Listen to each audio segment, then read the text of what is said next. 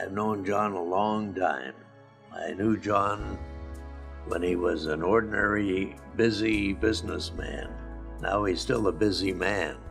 He's devoting his life in the service of humanity.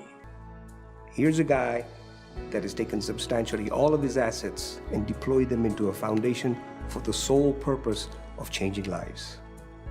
After losing his father to the war, John Volken's impoverished mother was forced to send her sons to an orphanage.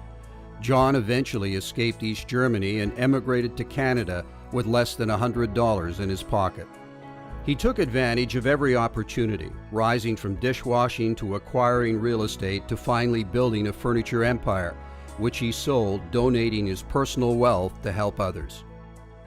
All I wanted to give back, but I didn't have a clear vision how to do that. John saw a huge need to save lives at home, our younger generation who were losing their way to drugs, alcohol, and crime. People go through detox centers and being detoxed, and a couple months later they go back because it's a revolving door. Nobody really wants to go into a program and change their life, especially when you're struggling with addiction. When you take the time to care about an individual that has nowhere to turn, and you give them that hand, that helping hand, that is the true measurement of a good human being. He has changed and contributed to saving people's lives, changing people's lives, empowering people. I realized what was needed is to teach life skills. At his treatment centers, which include a one-of-a-kind food and furniture warehouse, he has mentored several hundred young men and women struggling with addiction. This unique 2-year program gives them a job, life-changing skills, confidence, and a new clean life. It's so important for individuals to stay sober. They need to become good employees. And we teach them proper work skills. I was put into the butcher department, and since I've been put in there, I've started an apprenticeship program. Now I'm 2 months away from completing my apprenticeship hours, and then I have to go to school for 2 months after I graduate, and I'll be a licensed butcher. So that'll be a trade that I keep with me for the rest of my life. Before I came here, I was just a horrible person, dark. I would steal $5 from anybody I knew. Very upset, lost, lonely, scared. Today I feel like I have an immense support group in my life, and I'm going to go somewhere and be somebody, and I can be that for other people as well as my children.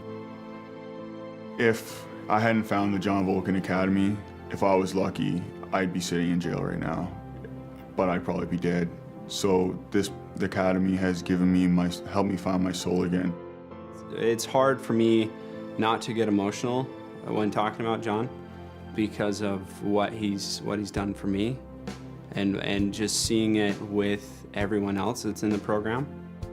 It's amazing when the change after just a couple months, when the parents visit them and say, I hear that all the time. It's things like, they went through so many programs, nothing worked. What do you do to my son? He's different, he talks different, and even looks different. Sometimes I have days where I sit in the mirror and I just look at myself like, why wasn't this person ever here before? Where was this guy? He was inside of me, I just chose not to look at him. And that's what John's brought out of me, is he's given me the opportunity to look at this person. The program has been so successful, a new treatment center is being built next door. It will give more young people the opportunity to change their lives.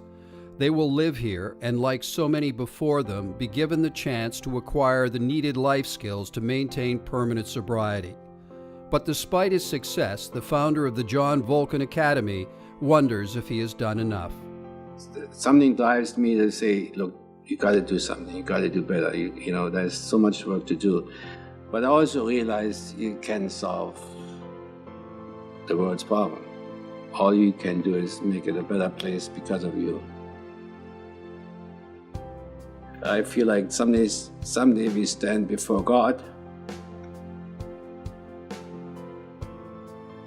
And I'm worried that he'll say, John, you could have done better.